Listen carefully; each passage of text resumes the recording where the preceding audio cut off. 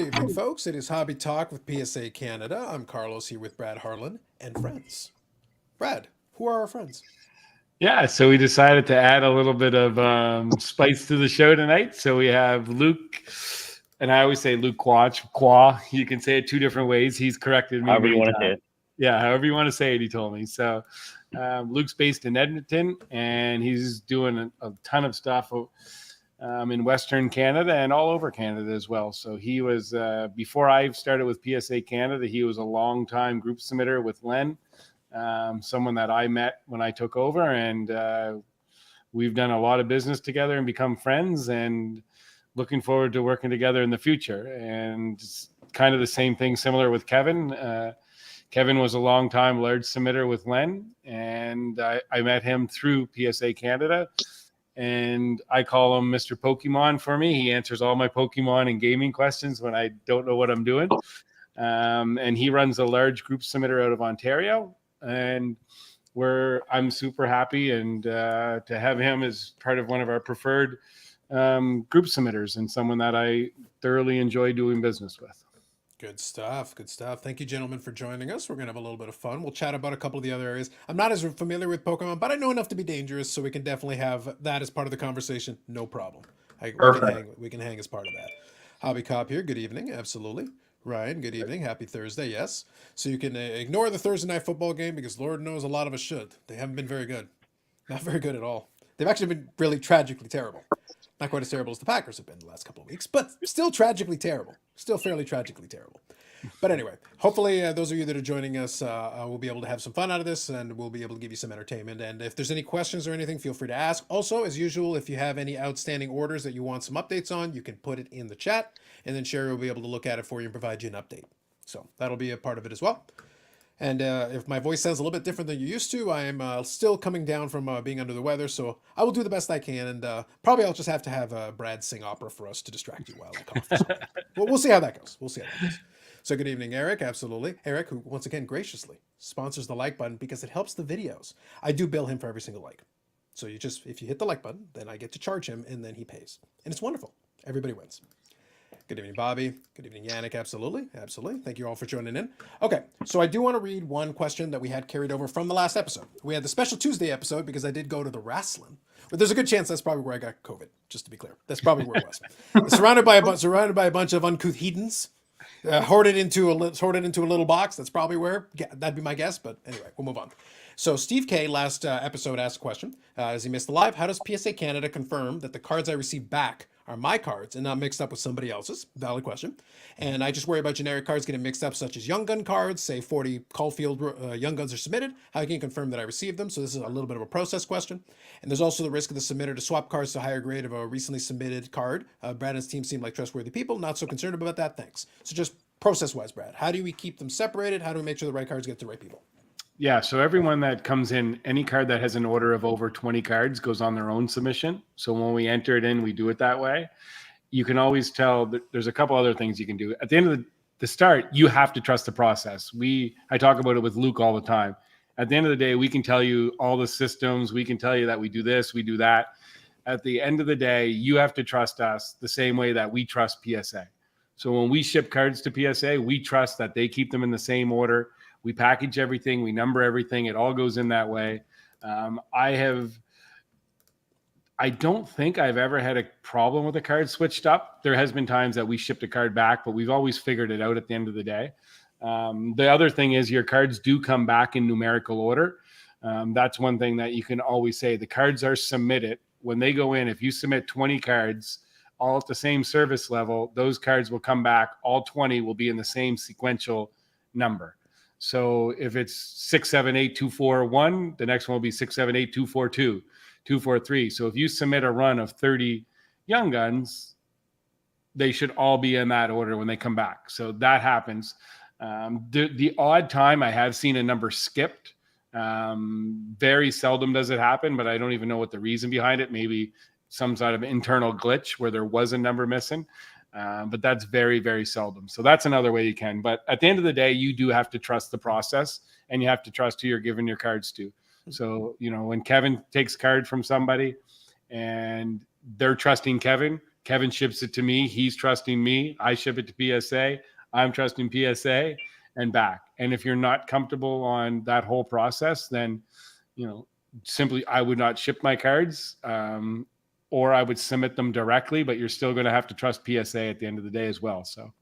Yep. Now, one thing I'll say, just it's not practical for really large orders, but there's no harm for peace of mind if it's something that you're concerned about, because it is a legitimate thing. Not everybody, collectors get very jittery about losing possession of some of their cards, especially if they've been chasing them for a long time, especially if they're not serial numbered, where it's quite as simple to be able to discern that this is the specific card.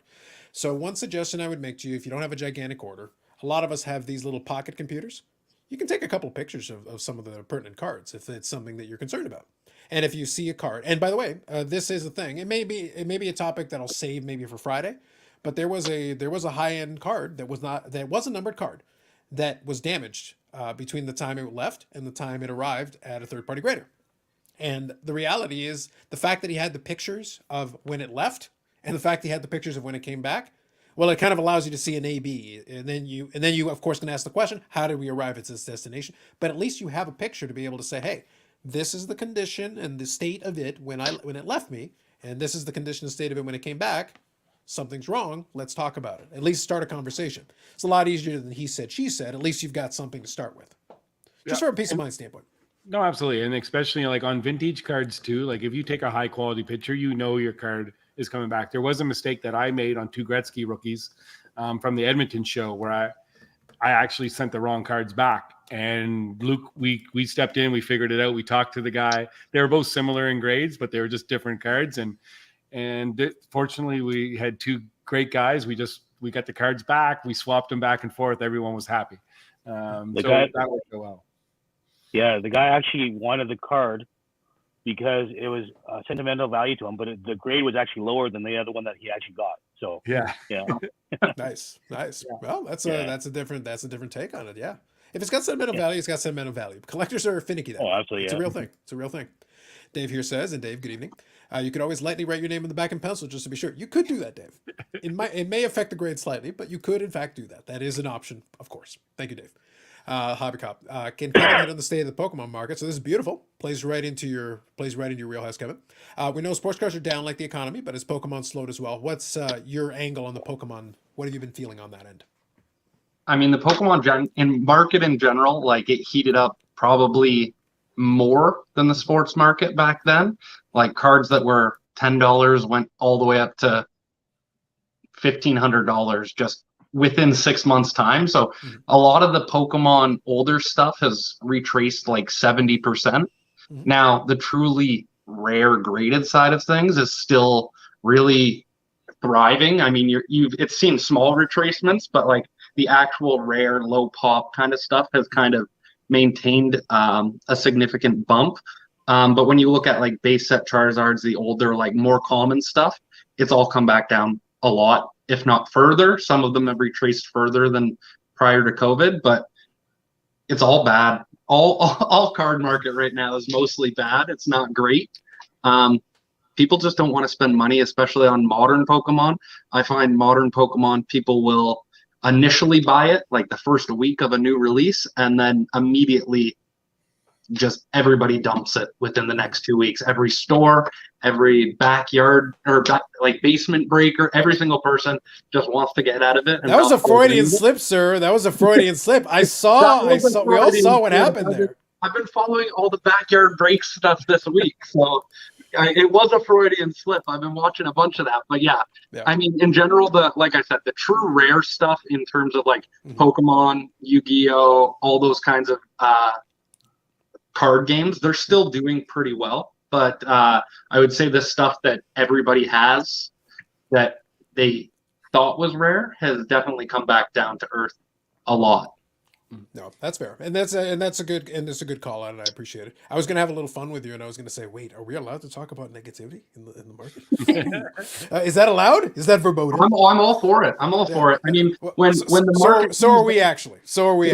Look, honesty is honesty. I would much rather you be honest and just state what it is. I poke fun and we tease about the folks that spend too much time being overly positive, but I also will give a hard time to folks that are just being negative for the sake of being negative. I prefer to give a realistic approach. When the question is being Yeah. asked, what is the truth? If the answer is it's regressed below that point, well then say that. Then that's the reality. That's what it is. Yeah, and the opportunity to buy significant collections or items that you previously wouldn't have been looking at is now much more attainable for the average person. Whereas Sure. a lot of people who joined Pokemon were trying to buy a $1,200 Charizard because that was the card you wanted to have. Well, now it's back to $300 in a PSA 8. So like it makes people able to actually buy more, and it makes buying opportunities for stores like me and other stores to have opportunities to buy at a point where they can actually make money and not have to spend such a large amount at once.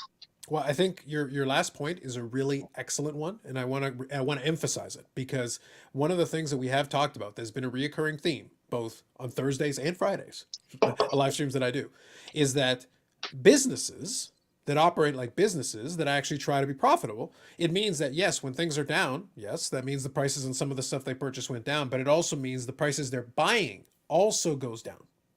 It also means you have an adjustment that now you're buying at a more proper price, and as a result of that, then there is an opportunity to still be able to make some money on it.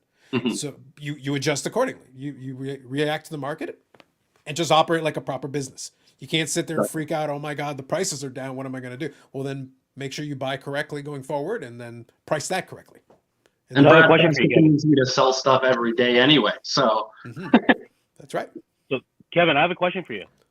So in Pokemon, well, okay, so in sports cards, you can speculate on players because of the way that you think that they're going to play and things like that, or, you know, whatever you feel that they're going to do in the future.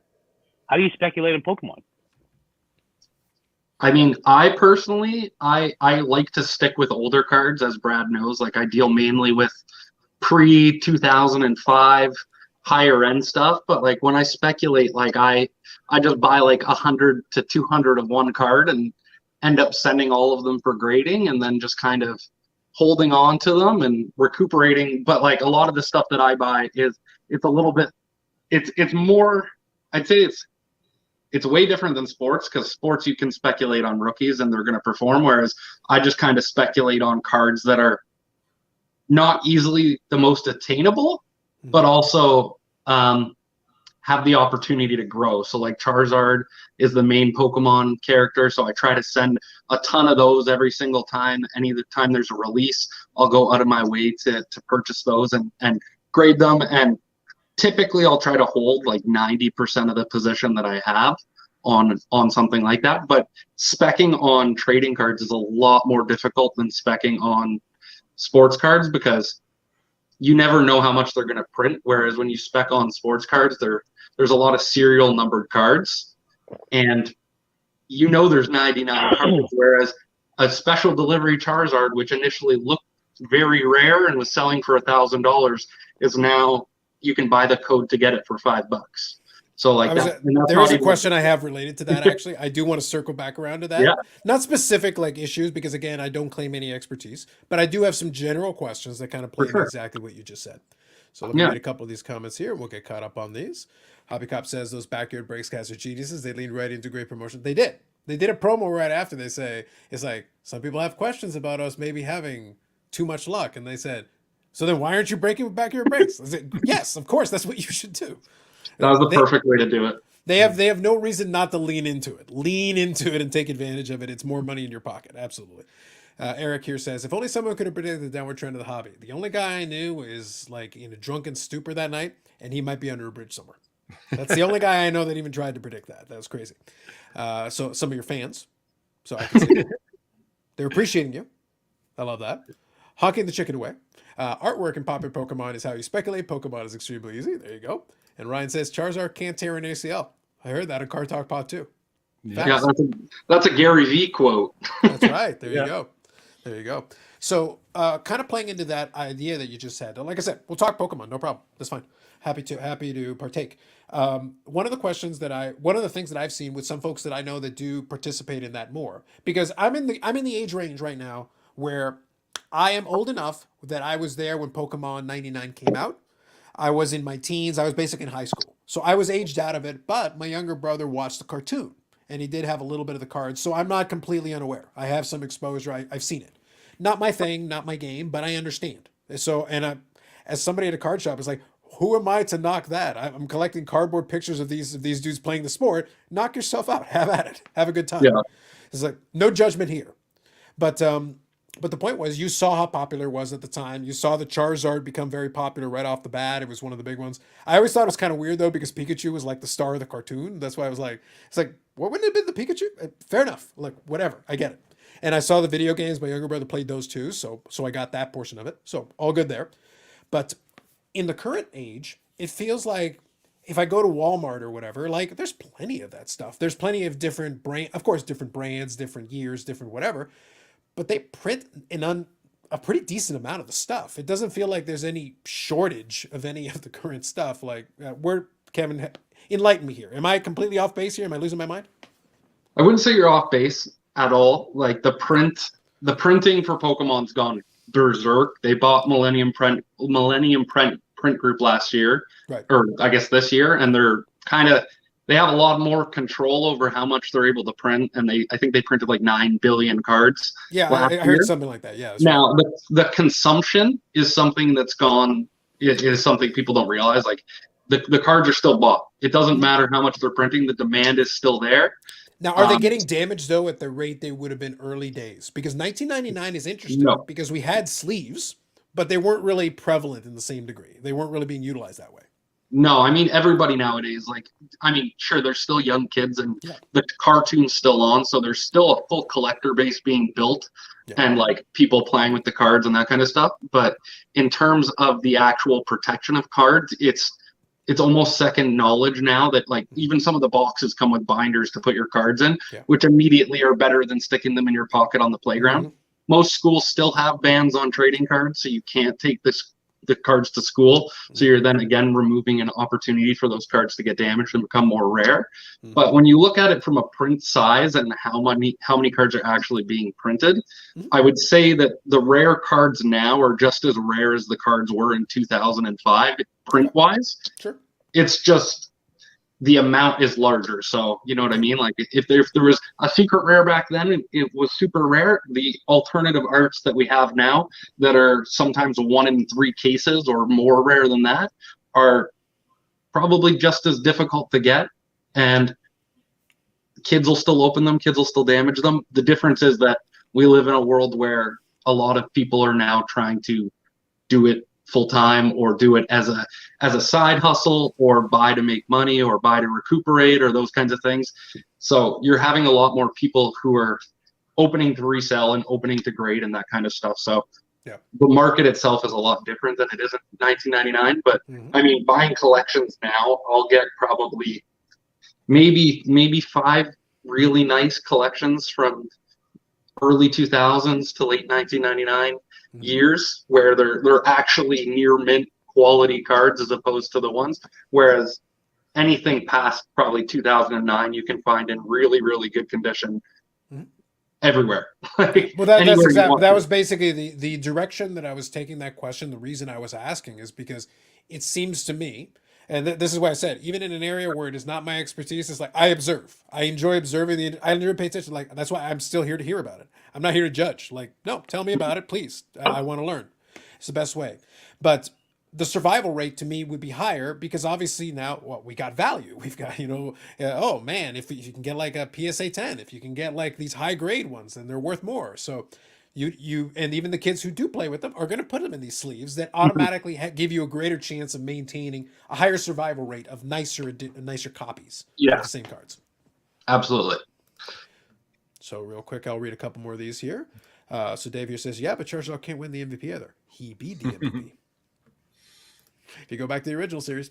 So Brad, you've seen a lot of soccer, or should I say football, being submitted leading up to World Cup. You feeling some World Cup fever there, Brad? You know what? I shipped off just today 4,400 cards this week. And not a lot of soccer. No, there was not a lot of soccer. I don't know. Not yet. Like, Luke, are you getting much soccer? No. No, No, same thing. I mean, the soccer stickers, some of them are coming in, whatever. But yeah, no, not many.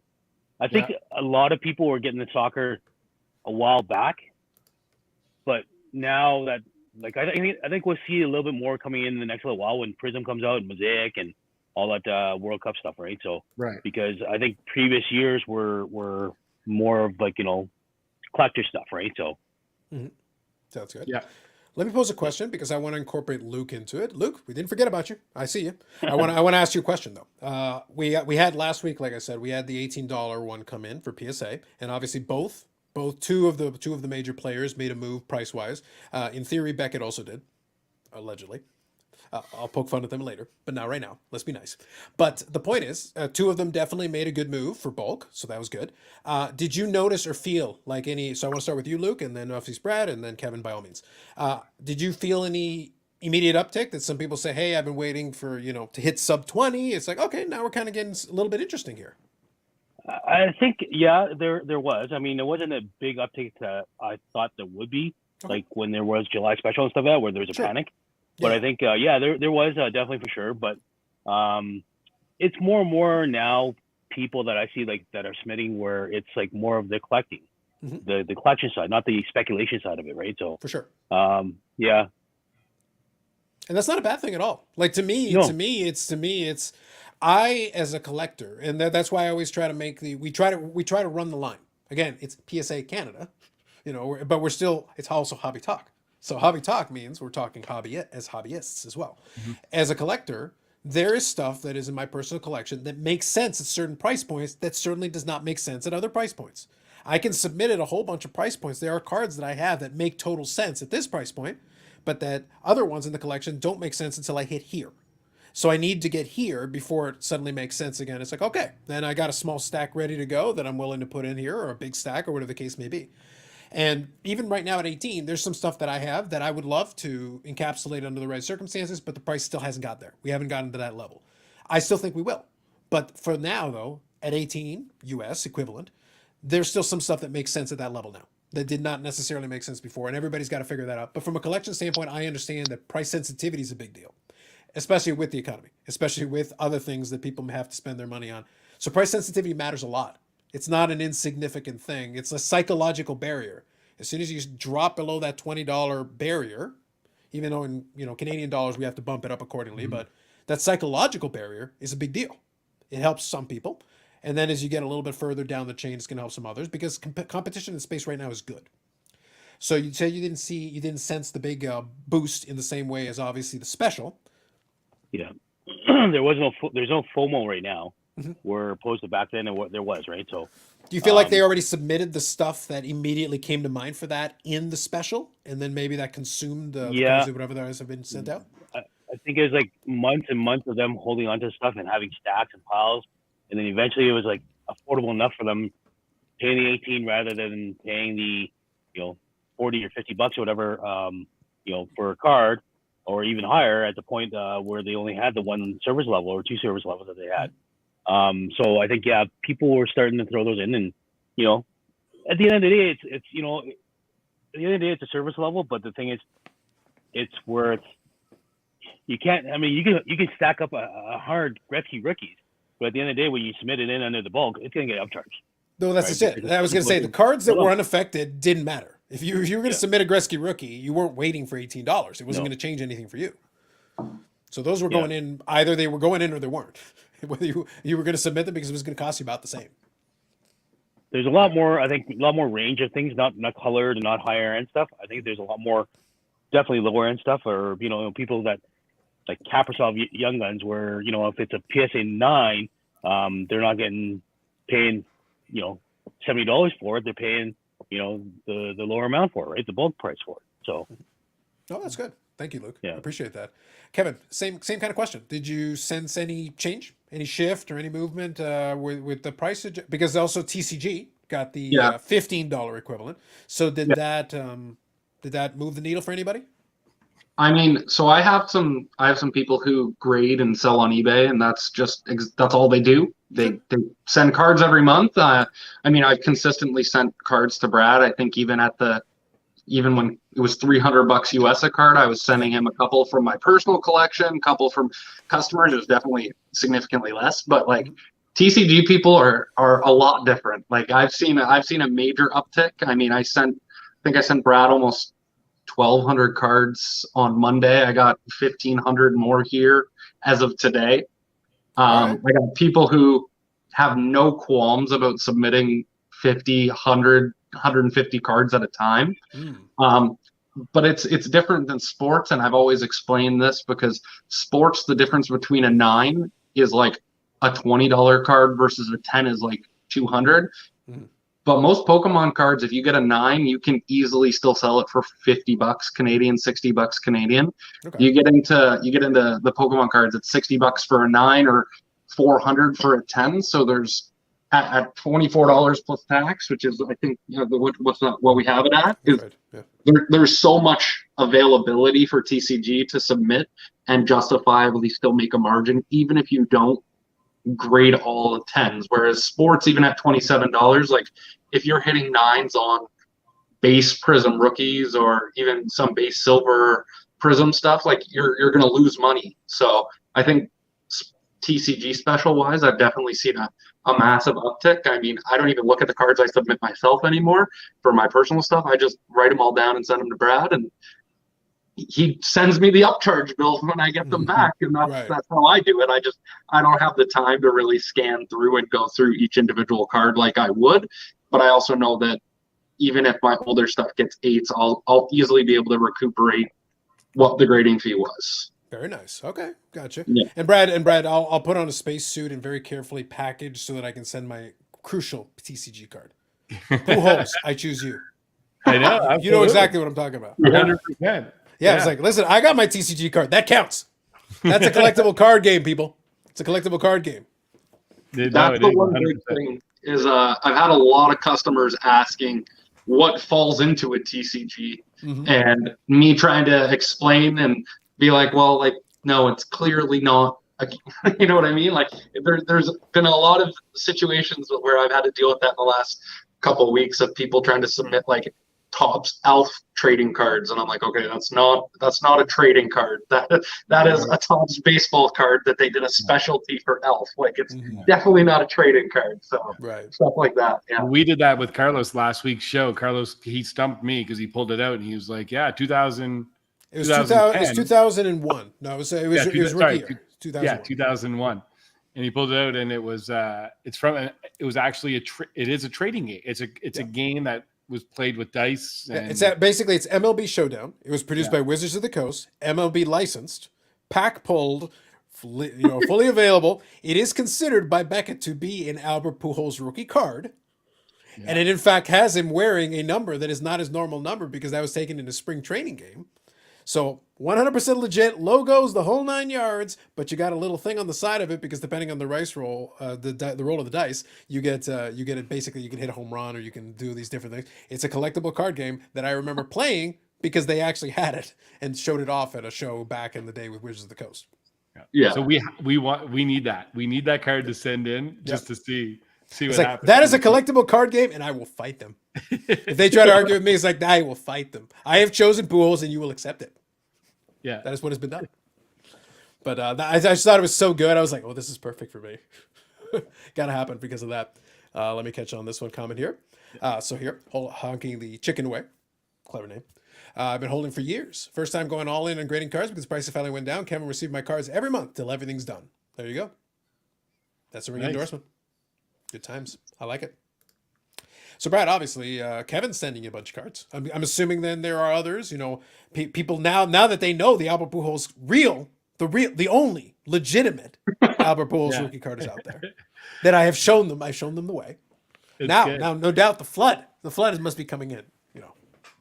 That's true, and like I said before, it's when I first started this process with PSA Canada, you kind of at first it was just a bunch of names. So I went to Len, and Len goes, okay, here's 30 guys that submit lots of cards, and here's 100 guys that submit quite a few cards, and then here's the rest. You'll just hear from them. That was kind of the setup. So at first I was like, I don't know who's who, right? And everybody wanted to tell me that we're the biggest, we're the best, we're number one. this and that. And you kind of filter. Like I remember at first my conversation with Luke, I remember I was in the parking lot in Wolfville. I was buying a big collection. And Luke, I was like, well, what am I going to do? And I was like, I don't know, man. I don't know what to tell you. Like, I think you sound like a great guy. Len says you're a great guy, but I don't know. I don't know where this market's going. I don't know what's in the future for PSA Canada. Mm-hmm. I just didn't know where we stood. So it's amazing how when you have connections with people, and this is in all of my business life, when you connect with someone that's like-minded and thinks the way you do, operates with honesty, integrity, and tries to do things. And we all make mistakes. Like Luke, I make mistakes every day. Luke does, Kevin does, but we keep on learning from those mistakes. And that's why we have PSA Canada where it is today, because of the affiliates like Luke and Kevin that I have in place, which enable us to make this whole thing work. And we keep on getting better.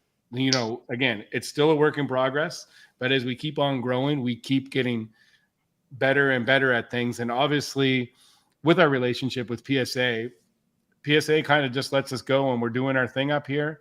And when we talked today about it with Lou, I was like, they must be happy with everything. And me and you talked about it, Carlos. Like, it's kind of like, hey, we're doing our podcast, we're doing our social media, we get submitters, we're submitting a ton of cards to them. They must not be getting any complaints about it. And so they must just say, hey, you know what? Things are rolling up there. Let's just let them do their thing. And, it'll be status quo for the next little while. So yeah, it's kind of where I say the one thing I wanted to point out too is when you ask them the question about people submitting cards, I think there still is a little bit of fear that there's been 3 price drops in a row now. Mm-hmm. So there's still people that are kind of holding out. Do I think prices are going to go up? My personal opinion is no. Yeah. Do I think we're kind of stuck in at that $18 level? For the moment, yes. Yeah, so I don't think you're going to see a jump again. So people are like, oh, maybe it's going to go to 15 for everything. Maybe it's going to go to 12. So I still think there's a bunch of guys that are out there holding on to that. Now, this is a speculation piece on my part. And we've talked about this in the past. My belief, and this is kind of in the back pocket, right? We have obviously the different levels. We've always talked about that. So you've got the declared value being at $199, right? So that works out. The whole thing with it is that back, and I use the example of that sheet back in 2018. And back in 2018, the lowest level was $8 US, but it was $99 declared value. And that's one they haven't thrown out of the... It's one of those that be careful what you wish for, unless it's more for a PC thing, in which case, well, then that makes sense anyway. I don't think we'll ever get back to $8 US equivalent. I don't think they have any incentive to go down quite that much. But somewhere in the 10 to 12 range would not shock me. But if they did, it would probably be for something like 99. That would be like the lever they could pull to be like, okay, because you gotta have something for the set registry folks. You gotta have something for the folks that are getting the common cards to fill in the set registry. Cut them a break, throw them a bone, right? Or the PC folks that is like, look, I just want the card encapsulated. That's really all I need here. Like, I'm not worried about the huge value influx out of this. So give them something.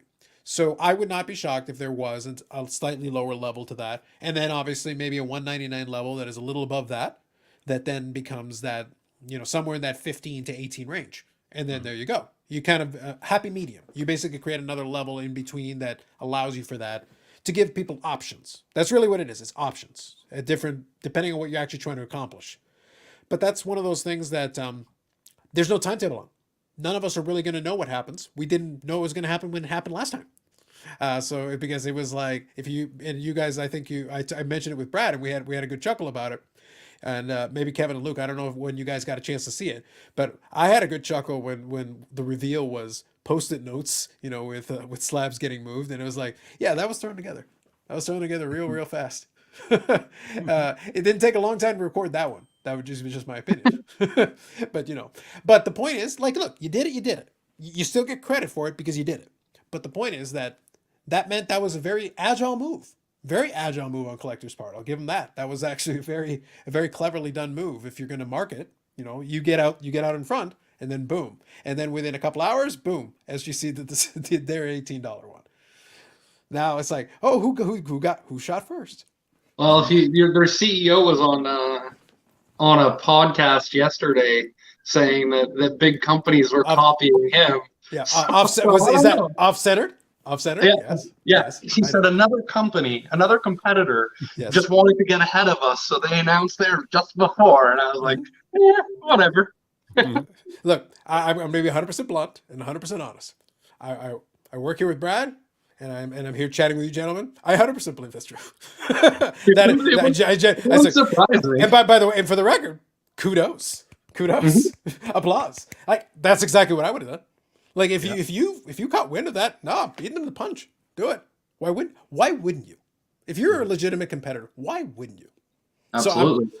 I don't For have any sure. inside information on that, but would it shock me if that was the case? No, it would not shock me. And by the way, good on them. Whoever, promote this man. Whoever made that call, promote this man. Good job by them.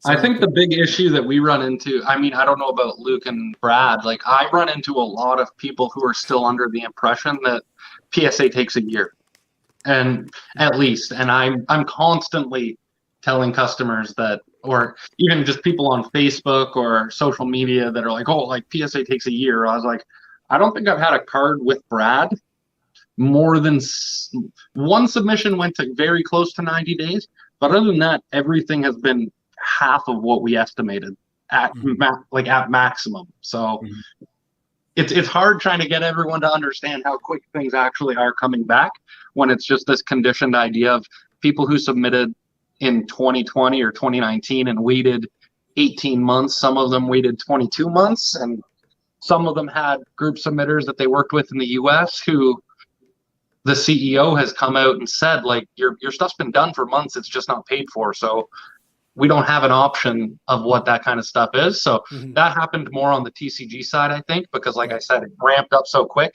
People sent everything in existence, $1 card, $5 card, didn't matter. Everything was going to get graded. And then obviously cash dries up and the market changes, and that stuff's difficult for group submitters for sure. yeah. And the other thing also, I think a lot of people forget, and this is a legitimate thing, and maybe you guys can weigh in on this a little bit as well. I think people forget that when things ramped up so high across the board in all these categories, all of them, a lot of cards went in. Obviously, there was that massive backlog for a while that created a lot of those issues that they're talking about. But also, don't forget, there were other third party graders who were also slammed and swamped at that time. But just think about it this way to put it into perspective: millions and millions and millions, and in the PSA's case, tens of millions of cards were graded within that time period of about a year and change, where, a year and change where a lot of that stuff was being burned through. And that's just backlog, let alone net new stuff, let alone what SGC was doing, let alone what Beckett was doing, let alone what CSG was doing. Everybody. Millions and millions and millions of cards. There's only so many cards that people can send in at a certain point. And that was, in some cases, at a very low level that was available at the time that is no longer available. Even if you get back to what's going to be close, I don't think we're going to get quite back to the lowest levels that were available price-wise. We're just not. In this environment, you want to help out, but at the same time, also expenses go up. They had to ramp up personnel to accommodate and create that bandwidth now, so you don't have that problem again. And you don't want it, so you have to have people in the house to actually be able to take care of it. So you're never going to get all the way down. But even if you get down to a fairly reasonable number relative to today's inflation, that still works okay for people.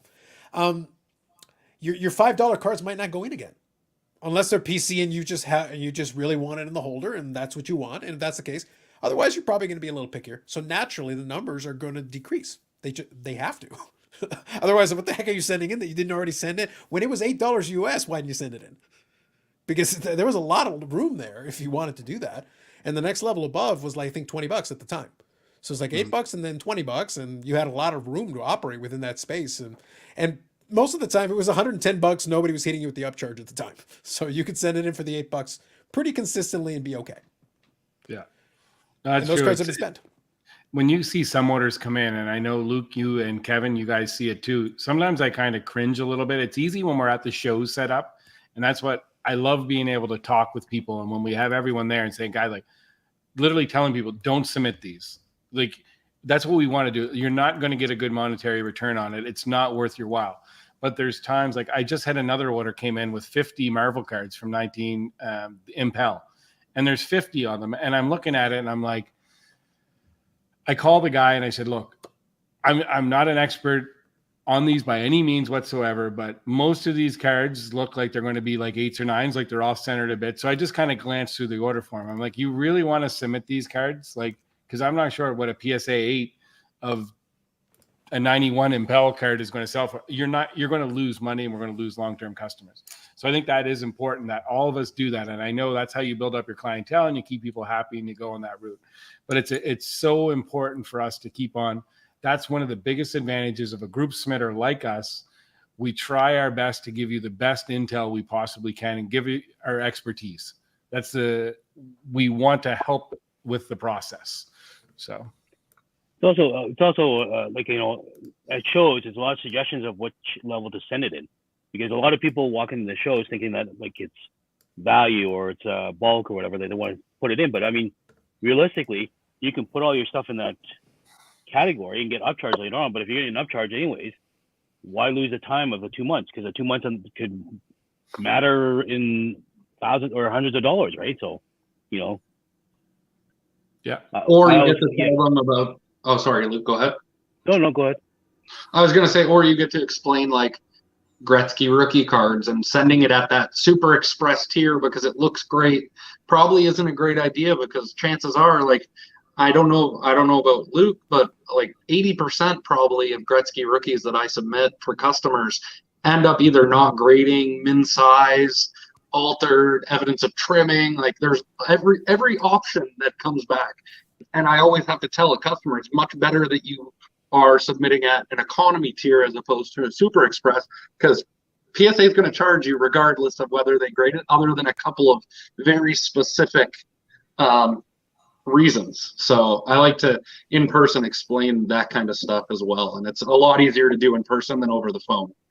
Yeah, I think that's good counsel. I think that's reasonable. Let me read a couple of these here. Strictly Canadians, good evening. Whole crew, thank you. Appreciate it. Hobby Cop says, Carlos, you jinxed the Thursday night football game, scoring like crazy. Hey, finally they have a good one. We're only in week 7? Thank goodness they got one. By the way, Amazon paid $1 billion for that.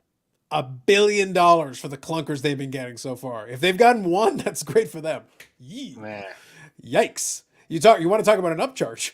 The NFL upcharged Amazon on that package. That's the upcharge that you should be concerned about. I'd want a refund on that one. Hockey 99. Should continue to lower prices. People are tightening their belts with what many believe is the beginning of a recession. Yes. Now, here's the thing, though. And we've always been very transparent about this. And good evening, Hockey 99. We've always been very transparent about this. I treat PSA like I treat a lot of other services. It's got to be the right tool for the right job. There is a time and a place where it makes sense. Sometimes the answer is, okay, now it makes sense right now. The stuff that I'm sending in, I'm comfortable with. Some of it is personal collection, and at the price point it's in, I'm comfortable. Some of it is, the only real Albert Pujols rookie in existence. Therefore, I have to get it encapsulated so that you all acknowledge me. That's the reason why I'm doing it. Really, that it's for the benefit of all of you. But that's a good reason. But the other portion of it is that if it doesn't make sense, though, I've got other cards that can 100% go in, but they're personal collection. And I would really only consider doing it under the very specific circumstances. The price has to be exactly bang on what I want. And if it's not, they can stay in a one-touch. Nobody is saying you must submit right now. I understand it's a PSA, and I actually wanted to do this a little earlier, but I think now is a good time for it. Kevin, your background is perfect. I want to thank you for it. There we go. We can see the logo. Beautiful. Yeah, perfect. Yeah, but I just wanted to say it is a PSA Canada, PSA Canada show on the PSA Canada channel. But we're not saying, oh my God, everybody must send all your cards to PSA. No, there are circumstances where it makes total sense. And that's kind of what Kevin was alluding to. Sometimes it's about providing the right information, the right counsel, the right consultation for the person, and saying like, look, for you, maybe now's a good time for this one, and maybe not so, maybe you want to wait until the price drop for this one. When is it going to happen? I don't know. So if you're impatient, then send it in. If you're willing to wait a little bit, you may be rewarded because this is more of a personal collection thing. And if we can get a better bulk rate for you, maybe wait a little bit longer. Or this one here is a Gretzky rookie. I don't know. It's a little bit questionable. Maybe we send it at a lower rate and maybe save you some money just in case. And if not, you get upcharged to the appropriate amount that you would have paid anyway. So be prepared to pay this price if everything turns out good. If it doesn't, then you at least save some money and now you know. There's no questions asked anymore. That's the kind of information you want. You don't want the BS saying, oh yeah, send in everything you got. You also don't Exactly. want the don't send anything. Oh, the economy, we're all doomed. Well, Yeah. the economy still runs even when the economy is down. People Yeah. still make money in a recession. People made money in the Great Depression. This is a fact. This happened because the world didn't stop, but it certainly slowed down. Mhm. So, but if it now is not the right time, well, then now is not the right time. Then don't even worry about it. Just be Yeah. patient and wait, and the time will come. Yeah. And I always say too, when we have customers, we want them to know it's your option. If you don't feel like myself or Luke or Kevin or Pascal or anyone that's out there, if you don't think that we add value to the service, what we're providing, submit direct, submit on your own, do your thing. We want to bring value to you. And if you don't feel it, like I know Peter Collect that comes on the Friday, comments a lot in the Friday shows. He's just such a great guy. And he submits like 6 or 7 different submissions, always at different service levels and different things. And he always has unique, really cool cards. But he knows like the advantage, and he always comes up in the chat and he says, look, if I send those, 20 cards at 6 different service levels, it's going to cost me $550 to ship them all back from PSA. I'm quite happy. I'll send them all to you. We'll put them all in one package. We'll send them back. I pay the $165 charge. It saves me money. So he sees that extra added value. Someone else that wants us to look at their cards, give us their opinion to make sure, not just on the cards, but I think you mentioned it, Luke, to make sure that they submit at the correct levels. So send us your grade. I don't know how many times in a day, but it's at least 10, 15 phone calls a day that I'll be chatting to someone. I'm like, look, send me your cards. I'll pretend they're mine when I get them, and I'll tell you what service levels I would submit them at. There's just another added value. And most of the time, they always, oh, you'd really go that low? I'd be like, absolutely, 100%. Send it in at this. Let PSA upcharge you, because you don't know. That card wasn't a screw down. Maybe it's going to come back altered. Maybe it's going to come.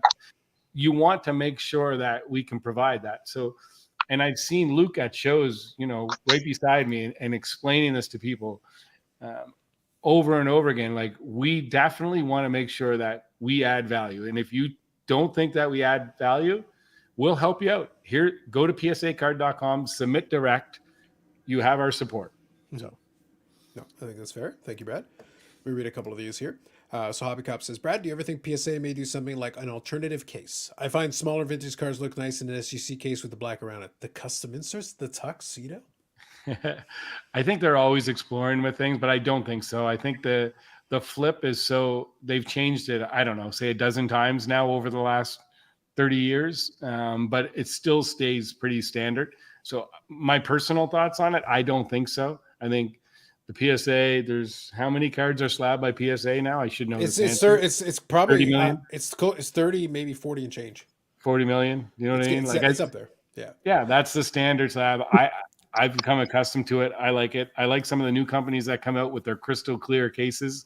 I do like that. I like the flip that PSA uses. That's my personal. I like how they stack. I like how it feels. I do, and that's not even being biased. I thoroughly, the PSA case I like. Could the PSA case be the exact same, but with the clear plastic that a few of the newer companies are using? Yeah, that would be even better. I'd love to see, the CSG case, it's crystal clear. I do like that. So. Yeah, we give props and credit where it's deserved and where it's due. For me, the clarity of that case right there is right at the top of the game. It's they've done a very good job with that. I think, and I think they deserve the kudos for that. So it's one of those things where but that's why I said every collector must find the right tool for the job. I am grading agnostic. I have a ton of PSA graded cards because they work for me. I'll submit cards to get graded by PSA because it works for me.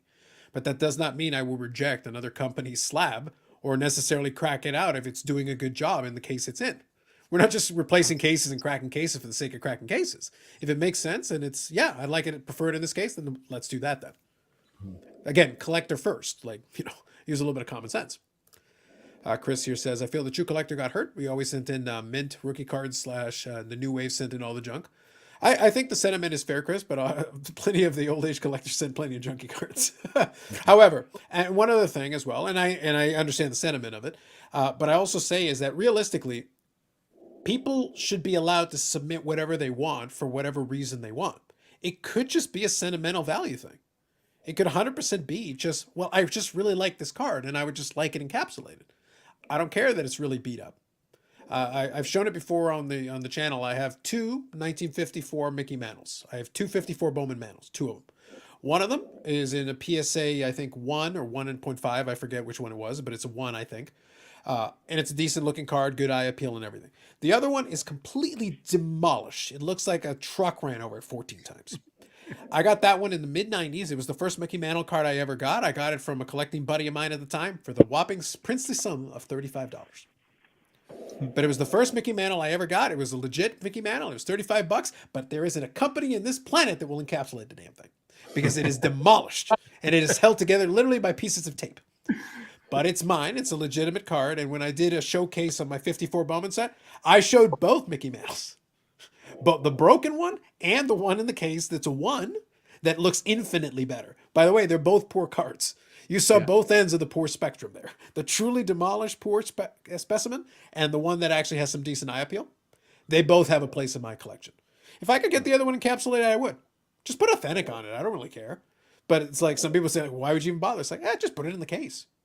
I'd be okay with that. If they'd agree to do it, I would be okay with that. But it's demolished. And some people would argue like, why would points too. There's lots of good points. My uncle Charles, who's like my longest hobby collecting buddy besides being my uncle, he has good points. He's a very, very intelligent, smart individual, and he thinks that he loves PSA. He loves cards more than anybody, but he gets frustrated. He thinks a 1 should be the bottom of the scale. So he thinks if a card is authentic and it should be encapsulated by PSA as a 1. There shouldn't be any of this. And then let the public decide, there could be nicer ones. But as long as it's a real authentic card, the bottom of the grading scale should be a 1. Then we can all determine there's nice ones, bad ones, everyone's. But it's a very good point because I do think it really confuses a lot of people when they won't encapsulate it. I get frustrated with PSA that they will not encapsulate a card. I think any card that is a real card should be encapsulated. If they don't want to give it a numerical grade, then put just authentic on it. But there's nothing more frustrated than when we get a card back for somebody that's not encapsulated and they requested it to be encapsulated. Of course, if it's a fake anything else like that, that's a different story. Yeah, for sure. If the card is real, it can be cut with scissors, it can be recolored, dye could be added to it, whatever it is. If it's real, it should be encapsulated. Yeah, I think that's fair. And in Pokemon and TCGs, especially in Pokemon, there's niche collectors that only collect PSA 1s of cards. Nice. It's not a thing in sports, but it's 100% a thing in Pokemon where I know people who will buy 2s, 3s, and 4s, crack them out, and do more damage to them to try to get a 1. And I always tell them, I'm I honestly don't know. Hashtag goals. Hashtag goals, Kevin. I was I have no idea. I sent one for a customer, and the whole back of the Pokemon card was ripped off outside of one little corner of blue, and they gave it a 1. And I was I have no idea how they gave that a 1, but they reject some of the other stuff that I get. But 80% of the card was gone. So it's a 1. Let me read a couple of these here. Adriano de Santos, really like this. Likes to learn from experienced collectors. Thank you. Appreciate that and good evening. Hobby Cop, yep, my last order I'm waiting will have probably 4 PSA 1s, but those are cards I collected, so they mean something to me. Completely fair. Totally with you. So Dave here. Ultra Pro will handle the 54 Mantle just fine, but if I want, it does that now, Dave. The point is, if I want it in the holder, then I should be able to get it in the holder. And that, Dave, is the point. The same way that I wouldn't force you to grade something you don't want to grade, if I want to put it in the holder, and they should allow me to do so. If the card's legit, I want it in the holder. Because I feel like it. I want it to then go with the other mantle in the box. I've got it inside of a box there. I want it to go with the other mantle. I want them together in the same size case and same size holder. That's my prerogative as a collector. Same way I won't tell you what holder to put your stuff in. But that's the point. I currently don't have the option, and that's the part that I object to. And I would like to have that option. And then I can choose whether to do so or not. Everything should have an AF authentic, and on the back of the flip, it should have notes conditions. Let collectors use their eyes. A lot of collectors don't know how to use their eyes. Trust me, I've seen plenty of. I don't understand why this didn't get the grade it did. I watched plenty of grading reveals. I don't understand why. You mean other than the scratch there, the crease there, and that thing over there? Yeah. Other than that, yes, you're right.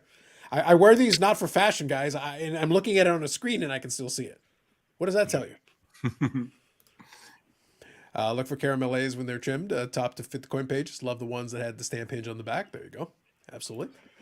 I've actually got a couple of questions. I think, see, I have the number. I think it's from Sherry. I sent a couple of questions also, some questions and notes. So I've got them here. So Kevin, let's do this one because this one fits kind of that wheelhouse for what you mentioned earlier. Yep. What is a TCG and what items are considered TCG? So if you're going to define what we're going to call TCG here, what qualifies? Well, it's a fine line. So there's CCG, which is collectible card game, and then there's TCG, which is trading card game. I think for me, the things that fall into a TCG would be Pokemon, Yu-Gi-Oh, Magic the Gathering, MLB Showdown with Albert Pujols. Yeah, well, sure. Obviously. We'll throw that one card in there. Obviously. There's some off kind of the beaten path, like Weiss Schwartz. I'd throw Digimon in there. Yep. Okay. What else? There's a One Piece TCG, but even then, you're kind of bridging the gap between a CCG and a TCG. So it's a very fine line, I would say that. But some of the games like MetaZoo, I mean, you could put it as a TCG. They put it as a TCG. I submitted it to Brad as a TCG. Right. But like, there's some that I don't know. I don't know what they differentiate it between, but I would definitely say like the big ones that have been around for 10, 15 years would definitely fall in that. And then some of the newer ones, like I said, Digimon and those guys would also be in that. All right. No, that's fair. It's just good to get the opinion and kind of what you feel fits into that one. It's like MetaZoo. We're not loving the Rudy card. We got to submit the Rudy card. Ask Brad about MetaZoo on a separate time and how I feel about them. I just pointed out because I enjoy Rudy, who does YouTube. Yep. Alpha. Alpha Investments. I enjoy his videos. I subscribe to the channel and I enjoy them. They're very entertaining to me. And the fact that he shamelessly has himself on MetaZoo cards, it just amuses me. I just get the Rudy MetaZoo cards are the only ones that I have. I think all of them are unique. I think they're all cool, and I think there's some merit to what he does. So I collect those myself. But that's it. That's fair. I'm with you. I get it. So this one here is kind of a more open-ended one, Brad. We can touch on this one. So this is kind of a general that people give these kind of questions. So it's like, I called to pay by credit card, didn't get an answer, and the email says, with the invoice, states get back to you within 2 to 3 business days. So this is kind of a common thing, apparently. People aren't reading the instructions. Any statement or comment you want to make on that one? It's just kind of a comment or note. Do you know, like it is hard, and I know Sherry gets. That's definitely a question that I get dealt with all the time because she takes all the payments. So you can imagine when we get on a run and we're trying to get everyone's cards back in 24 hours, and the cards come in, and all of a sudden we pump out 200 or 300 invoices, and say 100 to 150 people all are calling within that 24 hours to get payment. It's actually impossible. Mm-hmm. So sometimes you can see, and I get it, and people want to do it, but they think it's a much bigger operation than we are. So it's, when we take payments, Sherry takes the payment. So it's her. Mm-hmm. Maybe should we have more people? Well, no, we could use more people as we keep on expanding, but that's why we have Kevin now, and we have Luke, and we have a few others that we're really looking to grow this thing and make it bigger. But it does get overwhelming at times. I had last week was probably my hardest week in PSA history. Today was probably one of the worst days I've ever had with PSA. Mm-hmm. Nothing to do with PSA. It was just packages going to the wrong places, phone calls and people wanting to complain about grades. But then, like, for all the bad stuff, then you get all the good stuff coming back as well. And I don't know if I was a little emotional answering people, but people are saying, thanks, I got my cards back better than expected. They couldn't be happier. I'm like, you have no idea how much I appreciated that. And I send them back a message. I'm just super, super thankful. Mm-hmm. But it is hard. If you try, when Sherry says that, she means it. She'll get back to you. It's very, very hard it's physically impossible. You can't take 150 payments in a day. It's not going to happen. So usually when we do take a credit card payment, it's a phone call to the customer. Then usually there's a conversation. Mm-hmm. That takes time. And it's hard when you do have someone, if you leave a message, we will get back to you. So, That's it. No, I think that's fair. That's good. And I got one more here that's just more of a reminder than anything else. And then I want to open it up to something else that I think will be a good open-ended question for us to chat about. And by the way, thank you to everybody in the chat for the comments. I appreciate it. I will read the ones here and get caught up here in a second, but always appreciate that. Quick reminder as well. I know he kind of disappeared a little earlier because he's trying to be hidden. He's trying to be all sneaky. He wants to be shy. He doesn't want people to know that Sanderson or Eric, every time you hit the like button, those of you that are here right now, every time somebody hits the like button, I bill Eric for it. So the like button is free for you, but I do bill him because he needs to pay. And there are many reasons for it. Mostly I discussed them on Friday, but trust me, the man has money, he can pay for it. So hit the like button, charge this man, make him pay what he deserves. I won't even upcharge him for it. I'll charge him normally, but he'll still pay. He'll pay just fine. He'll pay the same. So one more comment on this one as well. It's just a reminder more than anything else, and I'll say it. It's just that because with the way that the PSA Canada small submission works is that you don't have to be a Collectors Club member. So that isn't a thing that you have to concern yourself with. There is a flat shipping fee when you consolidate these items, even if it's multiple levels, which Brad mentioned earlier tonight. And also there is no minimum or maximum number of cards. So even if all I had was the only important TCG card in existence, the Albert Pujols rookie card, even if that was the only card I was sending Brad, that would still be fine. But I do have other cards that I'm going to send as well. So you can do that and no minimum, and it's completely fine. So that's an important note to make. But here's what I want to kind of lead us into. So we can start talking about this a little bit because now we are under a month. So now we're starting to creep closer. Expo, people. We got to talk some Expo. Can we talk some Expo? Can we talk about Expo here a little bit?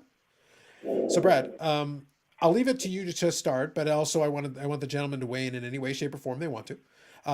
Any thoughts? We're getting close. Like it's getting just close. I'm glad that I wasn't happy to get sick. I was not happy to get sick at this week at all. But I'm much happier it's right now than it is about 3 weeks from now, give or take. Yeah. So timing is a little bit better in that sense. Are you guys getting a little bit of feedback? Is that just on my end? Yeah. It's like a little bit of air, Luke. It's like Okay. air or the sound of like circulation somewhere. Perfect. Yeah. Like right now I can hear it. So I'm not sure what it is. Sounds like it's Darth Vader in the background. That's what I hear. I keep thinking, I've where's just Darth muted you Vader for now, Luke. I've just muted you for now, Luke. I'll get to you in a second in this question anyway. When I get to you, I'll unmute it. So all good. Don't worry about it. So Brad, go ahead. Get us started. Yeah, I could not be more excited for the Expo. I know that it's going to be bigger and better than ever. There's a lot more dealers. Steve Menzies announcing a whole bunch of stuff. I don't know if it's official yet, so I'm not going to say, but there's some good things coming down the pipeline. And for us, we're going to have our best setup that we've had. So we'll have the whole team there. We're going to be taking submissions the entire weekend. We'll make sure we get everyone's cards. I'm working on PSA to have exceptional turnaround times. There's lots of stuff we're working on that end. Our pricing that we have right now is the current pricing that we're going to be offering. We're going to maintain that TCG special into the show. Even if it ends, we're still going to do that for as many people as we possibly can. So also available on the Instagram. If you want to see it right now, you can check the Instagram that's been scrolling in the ticker on the bottom of the screen, and you can actually see the current pricing, including the TCG pricing. Yeah. So the other cool thing that we just finalized today is I didn't have a chance to talk to the guys about it, but we're going to do a customer appreciation night. So we didn't want to get involved in too many different things. I know, I'll make sure I say their name right. Mint Inc. I always got to make sure I say it properly. They're doing a trade night on Saturday night that I'm looking forward to heading over there myself just to check it out as a collector. I think them guys will do a great job on that, and I'm looking forward to that. But our customer appreciation night is going to be on Friday from 5:30 till 8 o'clock. We're going to have a part of the show by the Autograph Pavilion. We're going to have a bar set up, and we're going to have some cool things happening there, some prize giveaways, some complimentary beverages. So we're really, exactly, to keep Carlos happy. Look, I have a retainer. I have terms. I have made terms very clear. Yeah. So we're gonna do all that. We're gonna be making a contribution to a charity that's very important, and it should be very cool. So we just want to, again, with PSA Canada now, we're building this team up. We're all in it. I couldn't do it without Kevin. I couldn't do it without Luke. I couldn't do it with all the guys, even the customer that submits 3 or 4 cards. We're all under the same umbrella. We are on PSA's radar. We are a dominant force here in Canada. By putting all our submissions together and sending them in, they realize what we have up here, and it's very good. So the more that we can do, the more opportunities are going to come in the future for on-site grading. That's something that, I mean, I would just love to see. On-site grading at the Toronto Expo would be incredible. So we're working towards that. So yeah, we want to see everyone there. You can come in, chat with us. Carlos is going to be doing some lives from there. We've got some really cool stuff set up. We've got some celebrities that are going to be coming to our booth. For the customer appreciation night, we got some celebrities that are going to be there as well, and something really cool that we did finalize today that I think people will like. And yeah, we want all your feedback, good, positive, hopefully more. We can eliminate a lot of the negativity stuff, but I was gonna say good, positive. I like the options you gave people. That's pretty solid. It's not bad. The complaint department will close on Friday at 5:00. So for customer appreciation night, it's going to be good vibes only. Wow, we're doing good vibes only. Jeez. I'm trying to think. Listen, I'll be honest with you, Brad. I was willing to be the complaint department for like at least 45 minutes. I was willing to bring my noted patent pending compassion. I spent many years in customer service. You have no idea how much residual compassion I have. I was trying to think of Roth Cards and Kenny Fornos and taxing them. It wasn't good vibes. I'm trying to keep up with the cool young guys, but it's good deals. Good deals only. It was good deals. Yeah, that's what they always say. If you get enough good deals, you'll get some good vibes. But that's basically how that works out. That's fair. Right. Yeah. So that's all the stuff for the expo. I know we're going to get a ton of submissions, and we can't wait to see everybody and have some fun as well. So I love it. Kevin, as a resident celebrity, are you going to be signing a lot of autographs at this appreciation? Is that part of now that you're star making performance here, so you will be signing autographs, I assume. You're going to have 8x10s printed out, and I can do that. I can definitely do that. I mean, I've only had to sign one autograph for a kid at my store who saw me on Facebook, and he thinks I'm like, he says he compares me to Logan Paul. And I was like, I don't know if I want that comparison, but I mean, it was pretty cool that a kid came in and asked for an autograph. So can't take that away. Well, look, if you're willing to go fight Roman Reigns, I will ask for your autograph.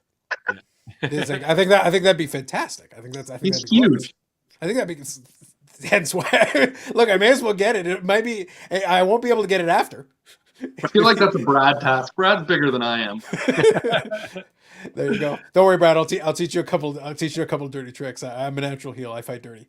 Don't worry about it. I'll be your manager. All of a sudden, it's like, where did you get directly in the face, sand in the face? You'll be good. Don't even worry about it. But yeah, I think it'll be fun. I think you're going to be down at Expo. Are you looking forward to anything in particular? Anything excite you that you're looking forward to this one, or what's the deal? I don't know. I mean, the TCG presence last Expo was small, but it was more than it previously was. I'm excited to see where it is now. I feel like there'll be more in terms of that. Last time I couldn't stick around the whole Expo, so it was nice hanging out with Luke and Brad and being at the booth the whole time, but I had to end up leaving early to get home to my wife to go to a concert. Mm-hmm. This time I'm just excited to be around the whole time and interact with a lot of people who came up, knew who I was, and I'd never met them. So that's what I like, is actually meeting people and interacting with them in person. So I'm excited for that. Didn't know that there was a trade night, so I'm excited for that. When I went to the National with Brad in July, I got some crazy good Pokémon deals at the Sports Card National. So I'm excited to go to the trading card night, or like the trade night now. That'll be exciting. And yeah, just interacting and getting hanging out with the team. I think that's great. Now, hopefully, now to be clear, again, spirit of transparency and honesty. It's not positivity or negativity. It's just honesty. Trade nights in Canada traditionally have left something to be desired. It is still a work in progress. We're not used to it. We don't have the culture for it quite that way yet. Now, I'm hoping that over time it develops. We would like to see it keep growing. And again, trade night haven't necessarily been my thing. I'm not a big trade guy with a lot of stuff, but I'm for it because it still gets activity. It still gets, people interested. It still gets the cards moving around a little bit, people finding what they're looking for. I'm 100%. It's the same thing as I mentioned with the Pokemon. Not my thing, but I'm for it. I'm thrilled and I'm happy. I hope Kevin has all the business. I hope everybody wants his autograph. There's nothing wrong. There's nothing wrong with that. This is only good things. This is good. And I will happily take all the customer service complaints and give them the requisite compassion. It's like, you realize I don't actually work for PSA, right? Nothing's going to change. You complain to me as much as you want. I'm going to grab another beer now, but keep telling me. Tell me more. It won't make any difference. But the point is that come by, have a good time. I think it'll be a lot of fun. I think we'll enjoy it. Now, Luke, are you going to be joining us at the Expo as well? I just want to make sure. You betcha, yeah. Perfect. Booked and ready to go. What are you looking forward to? What excites you? What are you looking forward to? You know what? From previous ones, it's more and more. See, with my business, like a lot of the stuff is like from people that we've interacted with on Facebook, or we've seen from shows before. So you just know their names, right? At the Expo is a place where you can actually meet them and see their faces and stuff, and that's like the best thing. Even here, it's great to see the team as well. See Brad and Kevin and Cherry and all the other guys that are around there, and yourself, Carlos, and everybody that's there. But you see a lot of the people that are on, in groups. You know their names and stuff, but you don't actually see them in person. And at the Expo, it's a good chance for you to do that, and that's what I look forward to. Nice. The interaction, for sure. Definitely. I like it. Yeah. But yeah, hopefully it'll be a good time. We're all looking forward to that. I'll grab a couple of these comments and then I'll also give you kind of what I'm looking forward to. And we'll have a chance to talk more about it as we're getting closer to it. I kind of want to warm everybody up though, since we have got the gentleman here joining us. It's like, since we're going to it, it's like, yeah, this is kind of the fun. I've been to almost every Expo possible that is conceivable for me to have gone through since 1995. So I think I've only missed one or two in that entire period of 27 years. And most of the ones that I've missed either didn't happen and nobody went. So we're all in the same boat. And I think I've missed one or two myself other than that. But every other, so it means I'm over 50 now. It's got to be over 50 of them so that I've been to. So like I've seen this a time or three. But it's a good time. And I've seen it in the 90s, and I saw it in the late 90s, the early 2000s, the mid 2000s, the late 2000s, 2010s, 2020s. The scary part, they said, it's like, the part that's kind of concerning me is that says 90s, 2000s, that's 4 decades? I'm not that old. Come on. Brutal. That's terrible. Yeah. That's trash. Not good. Not a fan of that. But it is true. In 4 decades, I've been attending the show. So, but it's been fun. And I still intend to have my fun with it this time around. Again, it'll be a different environment. This time around, I think it's going to be a different environment, but I think there'll still be plenty to enjoy. And one other thing I'll mention, and this is kind of set, it leans into my main thing that I collect is my one hockey player, Mike Medano, baseball cards, predominantly vintage. That's an area that I collect quite a bit of. But I have been getting into the wrestling cards because, frankly, it's fun for me. It's kind of something I enjoy. And from what I understand, we're at the point. The checklist for the freaking AEW Spectrum thing finally showed up. I think the November 2nd thing might actually happen. Brad, fetch might happen. I might actually have to give you money for an AEW product. I might have to. You might actually get some money for me because there might be a product to give. And I have it on reasonable authority that if everything goes according to plan, there'll be at least one guy from Upper Deck, and I may have to shoot some content with it. Somebody from Upper Deck was involved in that product that I may shoot some content with, or possibly box battle. Ooh, I like it. Maybe I will. I got my first wrestling card like 2 months ago, and I got a 10. I just got news that I got a 10. Nice. I'm starting a little side collection of The Rock. Okay, that's a good choice. That is my last submission included a PSA 10 of The Rock, so that's a good saw that choice. when you shared it here. I was like, I hope mine gets a 10. There you go. Listen, you could do worse than a 10 of The Rock. You could certainly do worse. Certainly do worse. He is a star in general at this point, so I think you're good there either way. So here, Eric says, "I want to be a customer now, so you can appreciate me." Oh, we appreciate every time you sponsor the like button. We appreciate you for that. I think we could get Eric a job actually at our booth if he's looking for it. We can come up with a few things for him to do. I was thinking you could get him to personally evaluate every Beckett slab that comes by.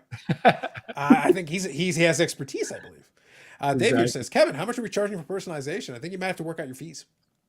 Yeah, I mean, free is pretty cheap. Listen, I charge Eric just for hitting a like button. He has nothing to do with this. So clearly, I'm in the monetization train. We got to make this right. We got to do it correctly, But anyway, I think it'll be fun. I'm looking forward to it. I think that'll be a lot of things. That's why I say for myself, I'm going to try my best to.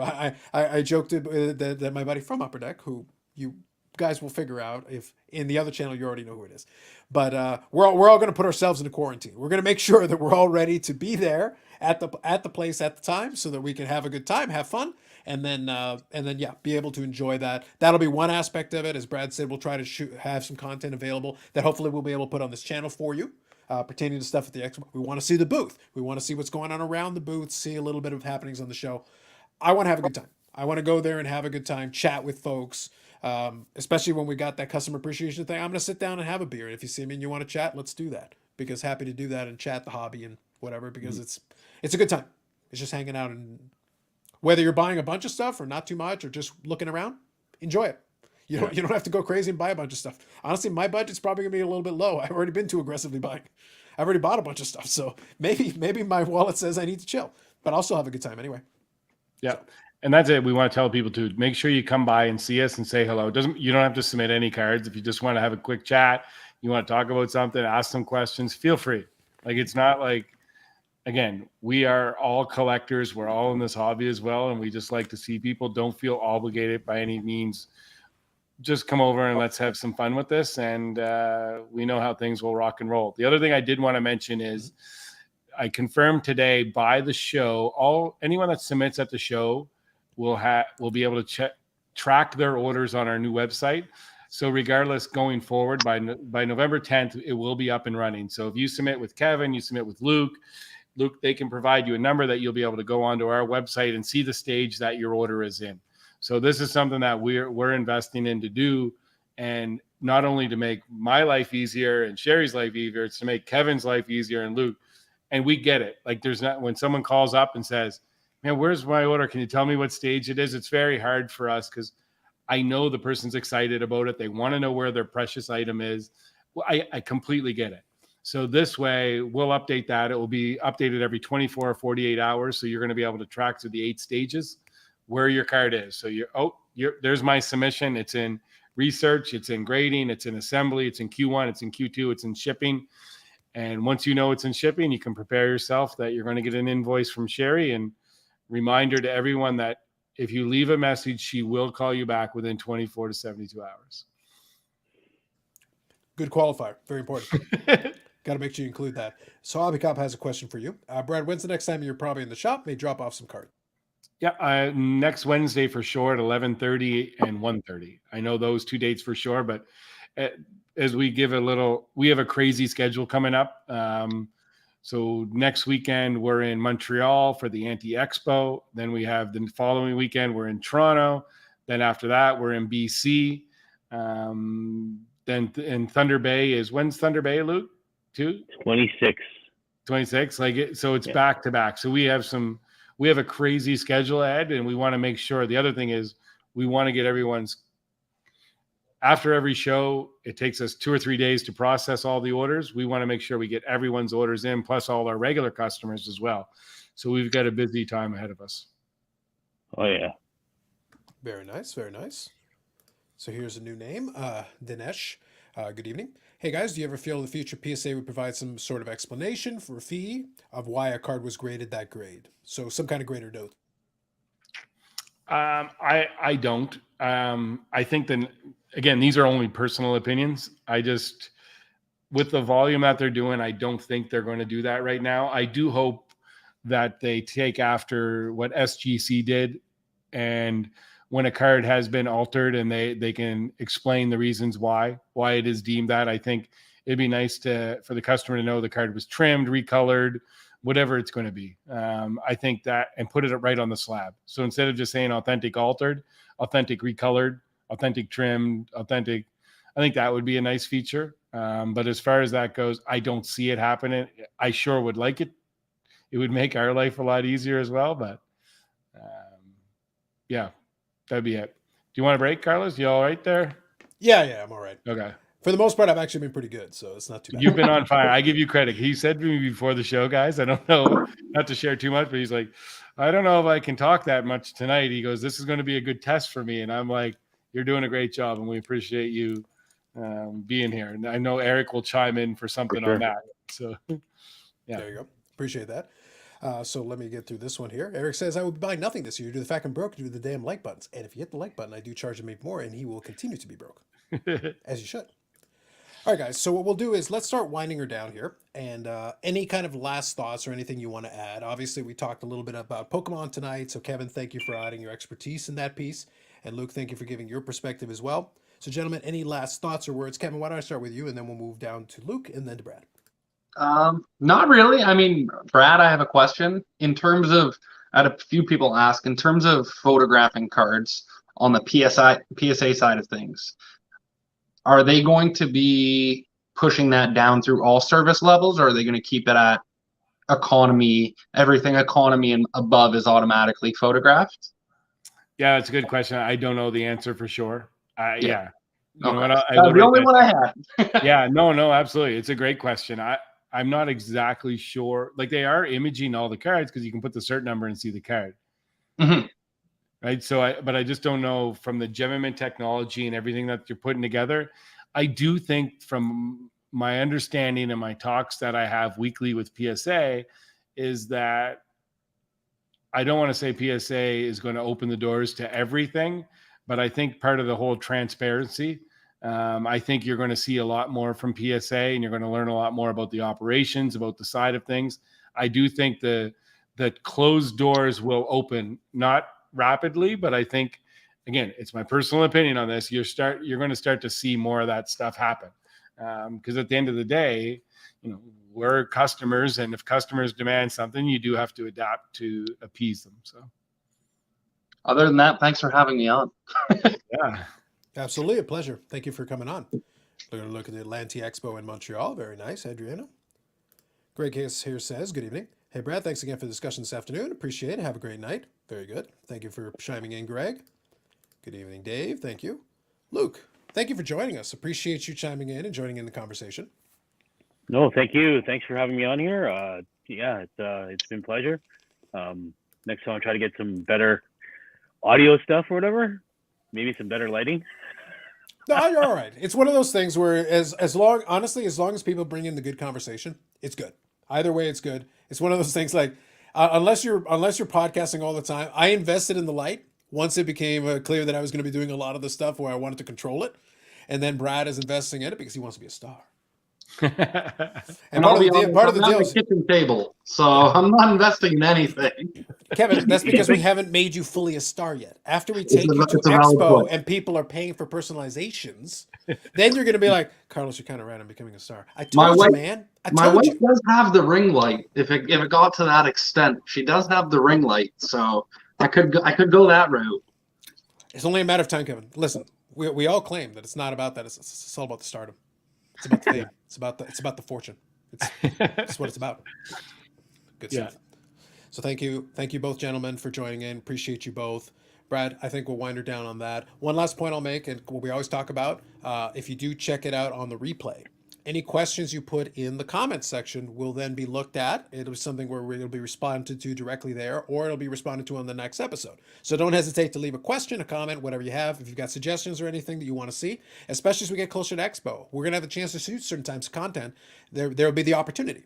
So maybe there's some ideas you have or something you want to see that we can try to incorporate. We can try to do that.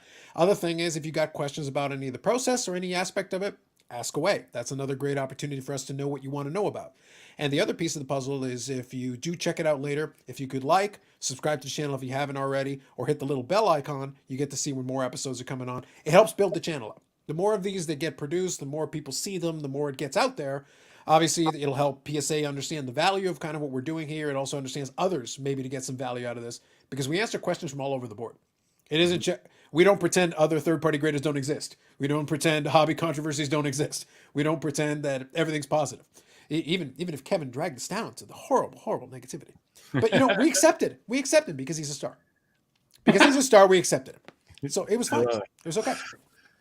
But anyway, so for myself, Brad, and everybody else, thank you for joining us. We'll be back next Thursday, 9 p.m. Eastern Time, for another episode of Hobby Talk with PSA Canada. Have a good night, everybody. Thanks, everyone. Good night.